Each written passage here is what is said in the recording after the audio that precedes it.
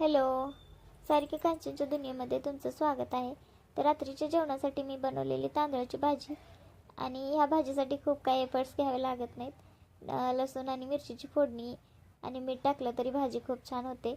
तर मला अशी शिजवून घेऊन पिळून घेतलेलीच भाजी आवडते.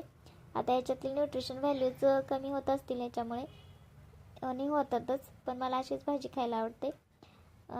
कोणी कोणी डायरेक्ट फोडणीला देखील अशी भाजी टाकतात. आणि नंतर मी पावट्याची पातळ भाजी केली होती, चपात्या केल्या होत्या आणि कारल्याची भाजी होती जी मला मावशीने दिली होती. तर दरवेळेस कारलं बनवलं की मला देतात. आणि हा छटपूजेचा प्रसाद आहे. शेजारच्या भाभीने तो उपवास ठेवलेला छटपूजेचा, त्याचा हा प्रसाद आहे. तर या फळाचं नाव काय आहे ते मला कमेंटमध्ये तुम्ही नक्की सांगा, कारण मला तर माहिती नाही हे कोणतं फळ आहे आणि मी तर पहिल्यांदाच खाल्ले. याच्या बिया देखील अशा मोठ्या मोठ्या आहेत. ऑरेंजसारखं वाटलेलं मला पहिल्यांदा, पण एकदम आंबट लागलं, असं थोडं पण गोड नव्हतं. जर वेगळंच आहे, माहीत असेल तर कमेंट करून सांगा. आणि या जेवायला सगळेजण. तर पावट्याची पातळ भाजी केली. सकाळी पावट्याची जरा सुकी केली होती भाजी, त्यातलेच थोडे पावटे ठेवले होते. चपाती, भाजी आणि कारलं